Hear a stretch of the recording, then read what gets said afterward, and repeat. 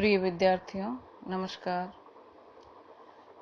द्वितीय वर्ष के प्रथम प्रश्न पत्र के अंतर्गत अभी तक हम लोग रीतिकाल की पूर्व पीठिका या उससे रीतिकाल से पूर्व की जो परिस्थितियां थी उनके बारे में चर्चा कर रहे हैं।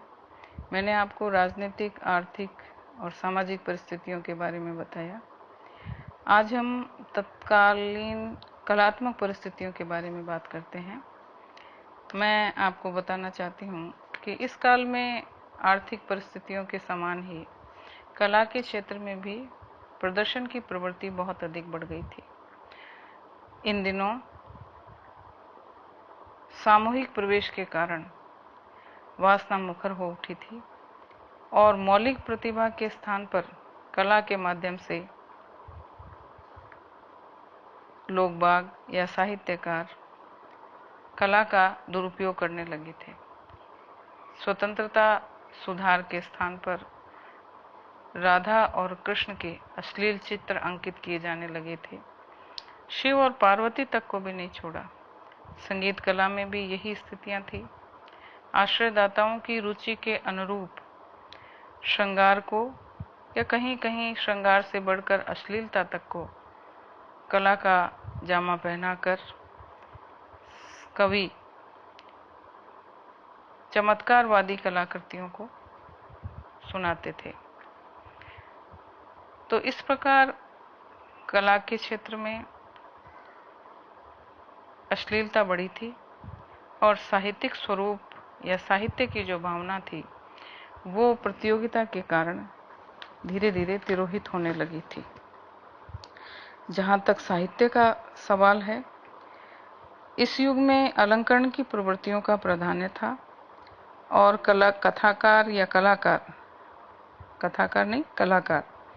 अलंकरण प्रधान काव्य का सृजन करके एक दूसरे से आगे बढ़ने की होड़ में लगा रहता था। दरबार में काव्य की प्रतियोगिता बढ़ती जा रही थी और कवि इसी भावना के साथ काव्य रचना करते थे। शाहजहां के शासनकाल में उनकी रंगीन मिजाजी के कारण वो स्वयं की परिस्थिति को श्रेष्ठ समझते थे और उस समय नवाब के साथ साथ छोटे राजा भी उसी प्रकार का पंथ अनुसरण करने लगे। यानी कवियों की सहज प्रतिभा के अनुरूप जो साहित्य की रचना होनी चाहिए थी वो रचना नहीं होकर स्वयं की प्रशस्ति सुनना उस काल के जो बादशाह थे, जो राजा थे, वो ज्यादा श्रेष्ठ समझते थे और अपनी आजीविका चलाने के लिए या राजाओं का, बादशाहों का कृपा पात्र बनने के लिए कवियों ने वैसा ही काव्य रचना प्रारंभ कर दिया। फलस्वरूप काव्य की जो आत्मा होती है, जिसमें कवि का सहज स्वरूप उभर कर आता है, वो समाप्त होने लगी। भारत में आदर्श नायक के रूप में राम और कृष्ण जो हैं, उनको और नायिका के रूप में जो सीता और राधा का जो पूज्य स्वरूप था, उसको श्रृंगार काल के कवियों ने फारसी कवियों की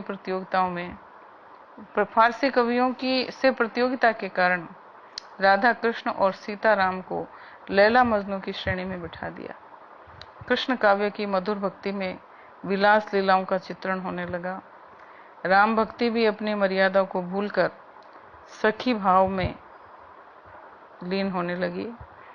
संतों के ज्ञान मार्ग में कोई नवीन उद्भावना नहीं हुई। सूफी मत का साहित्य भी ढलान पर था। इस प्रकार पूर्ण रूपेण श्रृंगार की भावना का ही उस काल में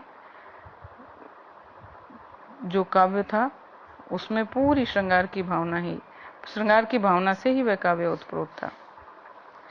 श्रृंगार काल का साहित्य चूंकि राज्याश्रय में निर्मित हुआ तो एक और कवि का वेश धारण कर रखा था और दूसरी ओर आचार्य का श्रृंगारी जो स्वरूप है उसको व्यक्त करने के लिए कविगण कोमल मधुर ब्रज भाषा का प्रयोग करने लगे। अवधी, राजस्थानी, बुंदेलखंडी आदि के प्रयोग भी उस काल में मिलते हैं, लेकिन इन भाषाओं के प्रयोग भी अपनी श्रृंगारिक भावनाओं को श्रेष्ठ से श्रेष्ठतम बनाने के लिए प्रयुक्त किए जाने लगे। प्रतियोगिता के दौरान उस काल की कविता में लक्षण ग्रंथों के लेखन के अंतर्गत भी अलंकारों के लक्षण तो कवियों ने लिखे, लेकिन काव्य जो था उस लक्षण ग्रंथों के पश्चात जो उन्होंने काव्य लिखा, उस काव्य में भी अश्लीलता की पराकाष्ठा थी, पांडित्यता की पराकाष्ठा थी, और प्रतिस्पर्धा के कारण काव्य क्लिष्ट से क्लिष्टतर होता चला गया। तो कुछ पद और कुछ कविताएं ऐसी थीं जो सरलता से जिनका अर्थ भी समझ में नहीं आता था। इस प्रकार रीतिकालीन साहित्य में क्लिष्टता का स्वरूप भी देखने को मिलता है।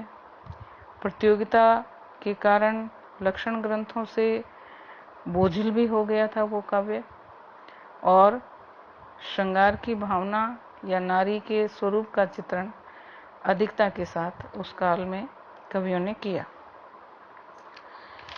अब हम ये देखते हैं कि रीतिकाल के प्रवर्तक कौन थे। रीतिकाल में का प्रवर्तन किस कवि ने किया, यानी प्रथम उसको स्वरूप में लाने के लिए या रीतिकालीन कविताओं का प्रारंभ करने वाले कौन थे। पंडित विश्वनाथ मिश्र जो हैं, उन्होंने रीति ग्रंथों की अखंड परंपरा हित तरंगिणी के रचयिता कृपाराम से लेकर 1700 तक चली है, ऐसा बताया है। हित तरंगिणी मुख्यतः नायिका भेद का ग्रंथ है और रीतिकाल की समय सीमा के अंतर्गत ही ये लिखा गया। रीतिकाल की समय सीमा में इसीलिए कोई विवाद दिखाई नहीं देता। 1700 से 1900 तक की सीमा सर्वस्वीकृत है, और रसों की दृष्टि से भी रीतिकाल घोर श्रृंगार काल था। इस काल में मुख्य विषय श्रृंगार रहा। सभी कवियों ने कमोबेश रूप और सौंदर्य का वर्णन ही किया। कला शिल्प की दृष्टि से अलंकार प्रियता, छंद प्रियता और शैली चमत्कार इन्हें विशेष प्रिय था। रीतिकाल के प्रवर्तक का श्रेय मुख्य रूप से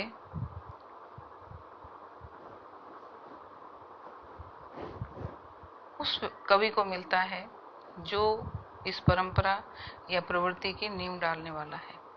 जो किसी विशेष प्रवृत्ति को चलाए वही प्रवर्तक होता है। इसके साथ ही उस व्यक्ति का प्रतिभाशाली होना, गंभीर होना, दूसरों के अपने अनुसार चलाने की क्षमता से युक्त होना, यह भी अनिवार्य है। किसी प्रवृत्ति को जन्म देना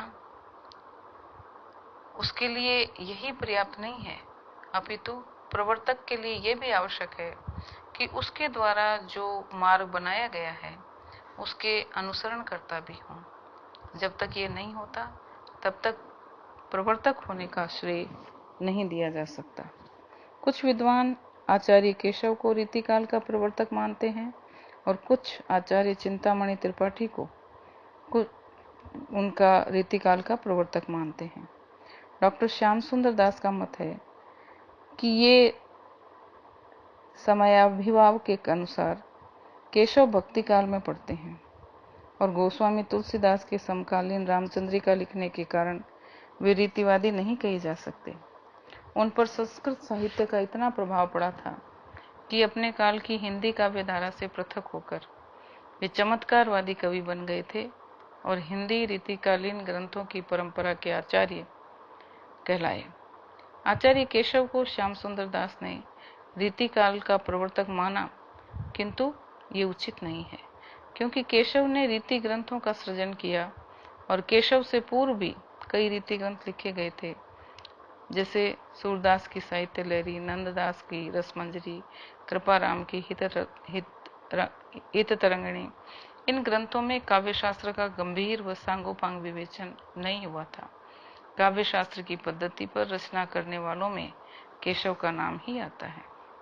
आचार्य रामचंद्र शुक्ल का मत है कि रीतिकाल के प्रवर्तक आचार्य चिंतामणि त्रिपाठी हैं।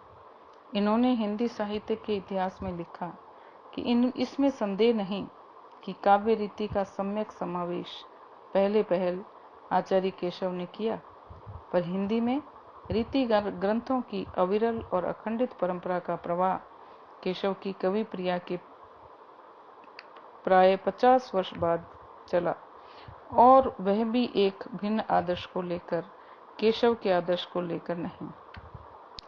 हिंदी के रीति ग्रंथों की अखंड परंपरा चिंतामणि त्रिपाठी से चली, अतः रीति काल का आरंभ उन्हीं से माना जाना चाहिए।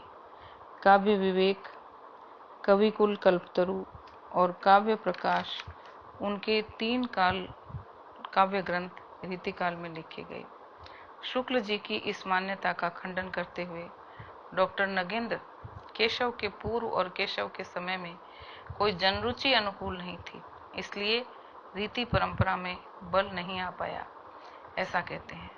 चिंतामणि के समय तक जनरुचि का भी बल प्राप्त हो गया और तभी से धारा सत्सहस्त्रमुखी होकर बहने लगी। इसलिए केशव और चिंतामणि, इन दोनों में से चिंतामणि त्रिपाठी को रीतिकाल का प्रवर्तक कवि मानना अधिक स्वीकार्य है। धन्यवाद।